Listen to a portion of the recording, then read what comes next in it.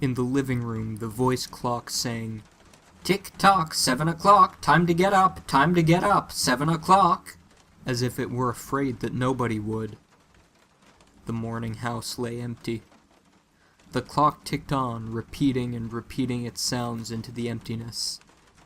7-9, breakfast time, 7-9.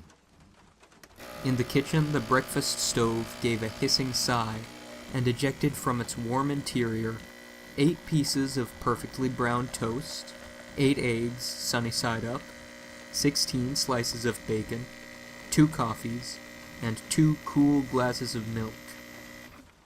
"Today is August 4th, 2026, said a second voice from the kitchen ceiling. "In the city of Allendale, California." It repeated the date 3 times for memory's sake. "Today is August 4th, 2026. Today is August 4th, 2026. Today is August 4th, 2026. Today is Mr. Featherstone's birthday. Today is the anniversary of Talita's marriage.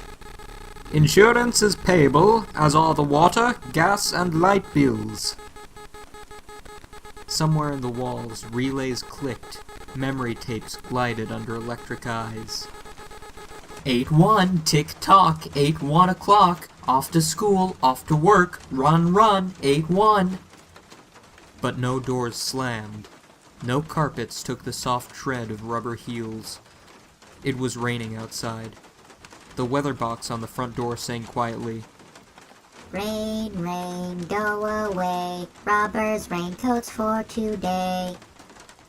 and the rain tapped on the empty house, echoing. Outside, the garage chimed and lifted its door to reveal the waiting car. After a long wait, the door swung down again. At 8:30, the eggs were shriveled and the toast was like stone. An aluminum wedge scraped them into the sink, where hot water whirled them down a metal throat, which digested and flushed them away to a distant sea. The dirty dishes were dropped into a hot washer and emerged twinkling dry. 9:15, sang the clock.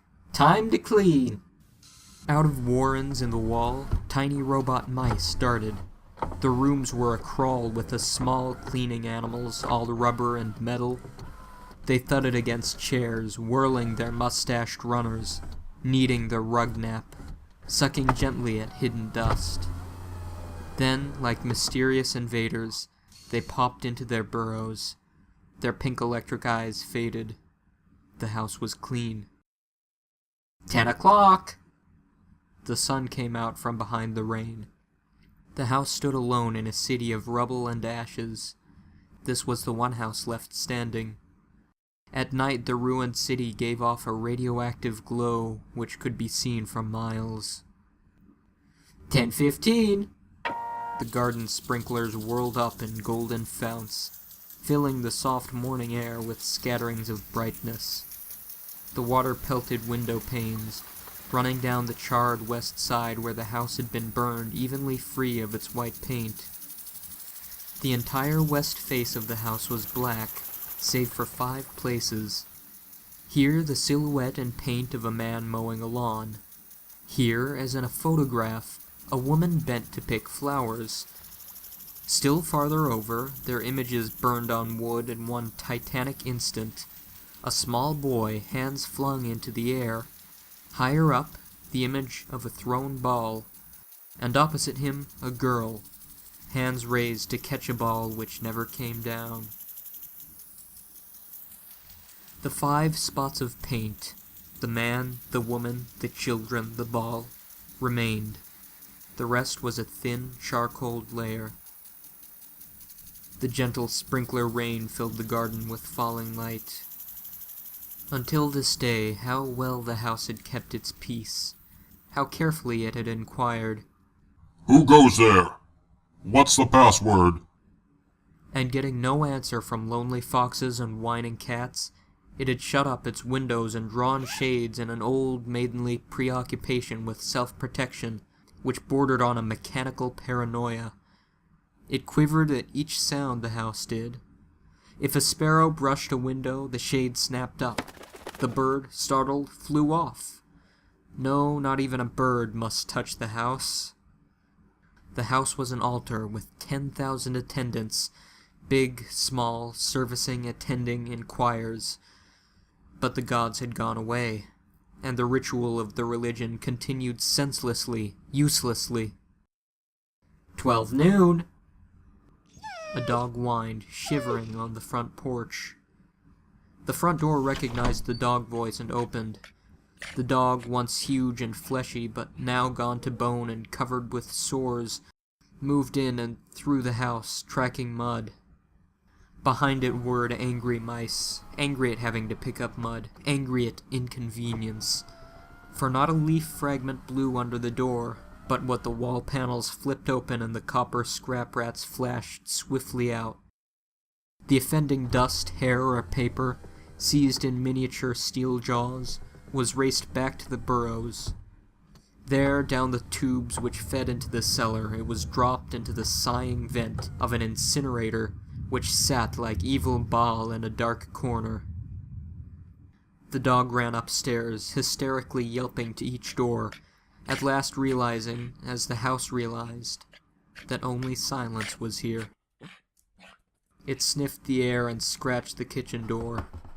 Behind the door, the stove was making pancakes, which filled the house with a rich baked odor and the scent of maple syrup.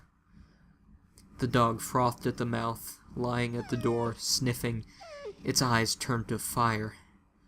It ran wildly in circles, biting at its tail, spun in a frenzy, and died. It lay in the parlor for an hour. 2 o'clock, sang a voice. Delicately sensing decay at last, the regiments of mice hummed out as softly as blown gray leaves in an electrical wind. In the cellar, the incinerator glowed suddenly, and a whirl of sparks leaped up the chimney. 2:35! Bridge tables spouted from patio walls. Playing cards fluttered onto pads in a shower of pips. Martinis manifested on an oaken bench with egg salad sandwiches. Music played. But the tables were silent and the cards untouched. At 4 o'clock, the tables folded like great butterflies back through the paneled walls. 4:30!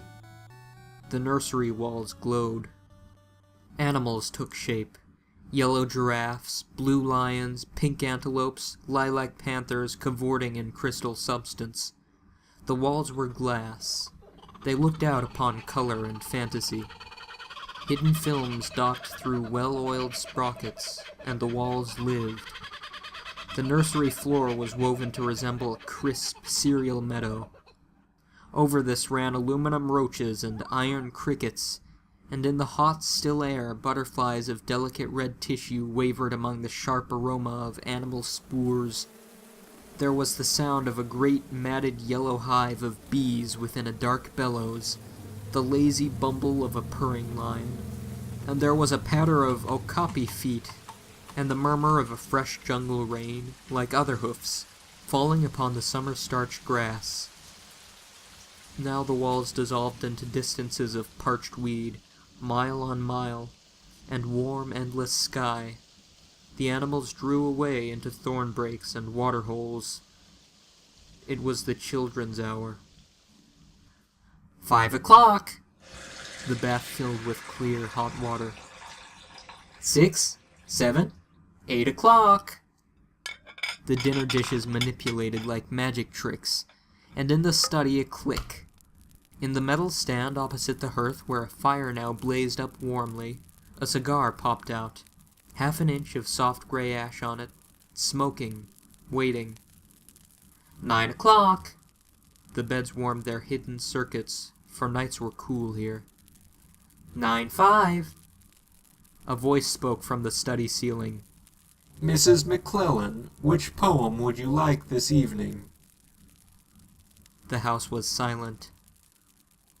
The voice said at last, Since you express no preference, I shall select a poem at random. Quiet music rose to back the voice. Sarah Teasdale, as I recall your favorite.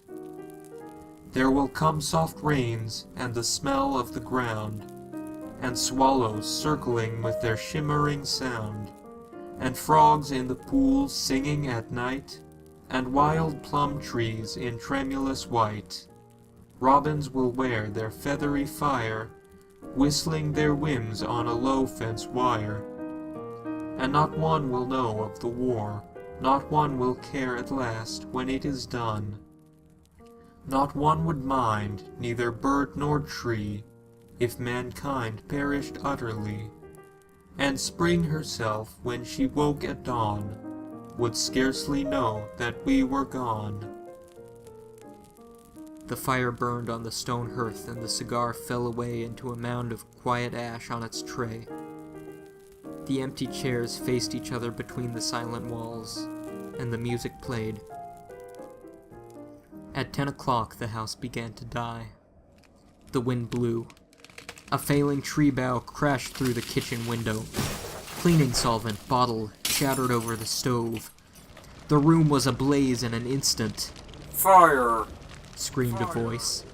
The house lights flashed. Water pumps shot water from the ceilings. But the solvent spread on the linoleum, licking, eating, under the kitchen door, while the voices took it up in chorus. Fire! Fire! Fire! Fire! The house tried to save itself. Doors sprang tightly shut, but the windows were broken by the heat, and the wind blew and sucked upon the fire. The house gave ground as the fire, in 10 billion angry sparks, moved with flaming ease from room to room, and then up the stairs, while scurrying water rats squeaked from the walls, pistoled their water, and ran for more. And the wall sprays let down showers of mechanical rain. But too late. Somewhere, sighing, a pump shrugged to a sop. The quenching rain ceased. The reserve water supply, which had filled baths and washed dishes for many quiet days, was gone. The fire crackled up the stairs. It fed upon Picassos and Matisses in the upper halls, like delicacies, baking off the oily flesh, tenderly crisping the canvases into black shavings. Now the fire lay in beds, stood in windows, changed the colors of the drapes. And then, reinforcements. From attic trapdoors, blind robot faces peered down with faucet mouths gushing green chemical. The fire backed off, as even an elephant must at the sight of a dead snake.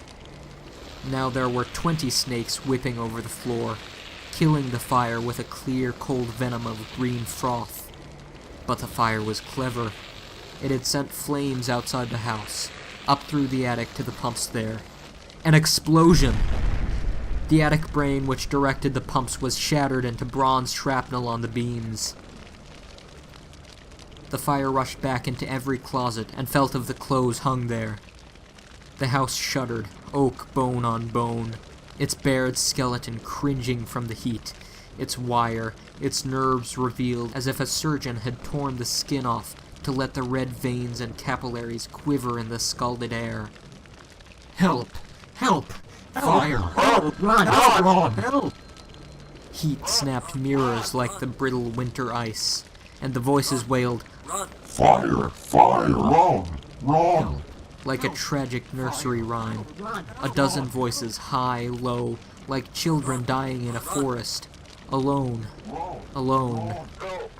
Help! Help! Fire! Fire! And the voices fading as the wires popped their sheathings like hot chestnuts. 1, 2, 3, 4, 5 voices died. In the nursery, the jungle burned. Blue lions roared, purple giraffes bounded off. The panthers ran in circles, changing color, and 10 million animals, running before the fire, vanished off toward a distant, steaming river. 10 more voices died. In the last instant under the fire avalanche, other choruses, oblivious, could be heard announcing the time, playing music, cutting the lawn by remote control mower, or setting an umbrella frantically out. and in the slamming and opening front door, 1,000 things happening like a clock shop when each clock strikes the hour insanely before or after the other. A scene of maniac confusion, yet unity. Singing, screaming, a few last cleaning mice darting bravely out to carry the horrid ashes away. And one voice, with sublime disregard for the situation, read poetry aloud in the fiery study, until all the film spools burned, until all the wires withered and the circuits cracked. The fire burst the house and let it slam flat down, puffing out skirts of spark and smoke. In the kitchen, an instant before the rain of fire and timber, the stove could be seen making breakfasts at a psychopathic rate. 10 dozen eggs, 6 loaves of toast, 20 dozen bacon strips, which, eaten by fire, started the stove working again, hysterically hissing. The crash. The attic smashing into the kitchen and parlor. The parlor into the cellar. Cellar into subcellar. Deep freeze, armchair, film tapes, circuits, beds, and all like skeletons thrown in a cluttered mound deep under. Smoke and silence. A great quantity of smoke. Dawn showed faintly in the east. Among the ruins, one wall stood alone. Within the wall, a last voice said, over and over, again and again, even as the sun rose to shine upon the heaped rubble and steam, Today is August 5th, 2026. Today is August 5th, 2026. Today is August 5th, 2026. Today is August 5th, 2026. 26. Today is August 5th.